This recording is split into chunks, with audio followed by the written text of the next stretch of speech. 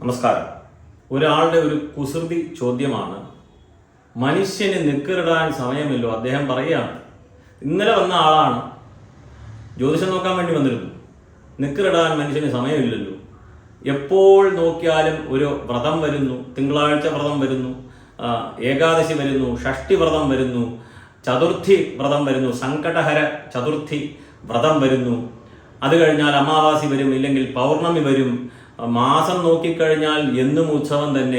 തൈപ്പൂയം വരുന്നു, അതിനുശേഷം ശിവരാത്രി വരുന്നു, ആറ്റുകാൽ ക്ഷേത്രത്തിൽ പൊങ്കാല വരുന്നു, പല ക്ഷേത്രങ്ങളിലും പൊങ്കാല മഹോത്സവം എന്നിങ്ങനെ.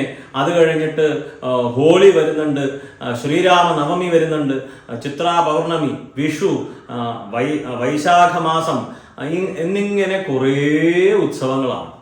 അതിനുശേഷം വരുന്നു കർക്കിടക മാസം. കർക്കിടക മാസത്തിലെ കറുത്തവാവ് വരുന്നു. അന്നേ കർക്കിടക മാസത്തിലെ മുഴുവനും രാമായണ മാസം. ചിങ്ങം വന്നു, ഓണം വന്നു, വിനായക ചതുർത്ഥി, ശ്രീകൃഷ്ണ ജയന്തി എന്നിങ്ങനെ നവരാത്രി, ശബരിമല. പറയാനില്ല. അദ്ദേഹം നല്ലൊരു കുസൃതി ചോദ്യം പോലെയാണ്, മനുഷ്യന് സമയമില്ലല്ലോ എന്നുള്ള ഒരു കാര്യം പറഞ്ഞു. അപ്പോൾ തോന്നി ഒരു വീഡിയോ ചെയ്യണമെന്ന്. തീർച്ചയായിട്ടും അത് തന്നെയാണ് നമുക്ക് ആവശ്യം. മനുഷ്യന് ദുഃഖിക്കാനായിട്ട് സമയമില്ല. നമ്മൾ ഓരോരുത്തരും ഇതുപോലെയുള്ള പ്രവൃത്തികളിൽ, സെലിബ്രേഷനിൽ നാം, ഇല്ലെങ്കിൽ ഈ വിശേഷം ഉത്സവത്തിൽ നാം പങ്കെടുക്കുമ്പോൾ നമ്മളുടെ ദുഃഖങ്ങളെല്ലാം തന്നെ മറന്നു പോവുകയാണ്. ഒന്ന് ആലോചിച്ച് നോക്കി, നമുക്ക് ഈ സെലിബ്രേഷൻ ഒന്നുമില്ല, എന്തു ചെയ്യും ഒന്ന് ചിന്തിക്കുക. രാവിലെ പണിക്ക് പോകും, 3 നേരം ആഹാരം കഴിക്കും, കിടന്നുറങ്ങും, അവിടെ ദുഃഖിക്കാൻ മാത്രമേ സമയമുള്ളൂ. ഇവിടെ സനാതനധർമ്മം നമുക്ക് ചിന്തിക്കാനായിട്ട് സമയം തരുന്നില്ല. എപ്പോൾ നോക്കിയാലും നമുക്ക് ഈ ഉത്സവങ്ങൾ വന്നുകൊണ്ടിരിക്കുകയാണ്. അത് കഴിഞ്ഞാൽ ശ്രാദ്ധമായി എന്തെങ്കിലുമൊക്കെ ഒരു ആക്ടിവിറ്റീസ് ഉണ്ട്, രാവിലെയും വൈകിട്ടും.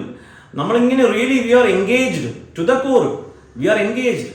അങ്ങനെ എൻഗേജ് ചെയ്തിരിക്കുമ്പോൾ മനുഷ്യൻ എങ്ങനെയാണ്, നമുക്കൊക്കെ എങ്ങനെയാണ് ഈ ദുഃഖമൊക്കെ ഓർക്കാൻ പറ്റുക?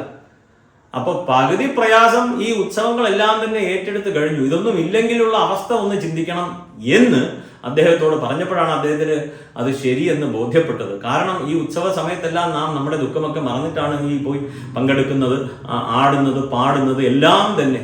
അപ്പോ നമുക്ക് ഏവർക്കും ഇതുപോലെയുള്ള ആഘോഷങ്ങളെല്ലാം തന്നെ, വ്രതങ്ങളെല്ലാം തന്നെ, പൂജകളെല്ലാം തന്നെ സാധിക്കുന്ന രീതിയിൽ ചെയ്തു പോരാം. വരും തലമുറയെ പഠിപ്പിക്കാം എന്നുള്ളതാണ് ഇവിടുത്തെ വസ്തുത. നമസ്കാരം.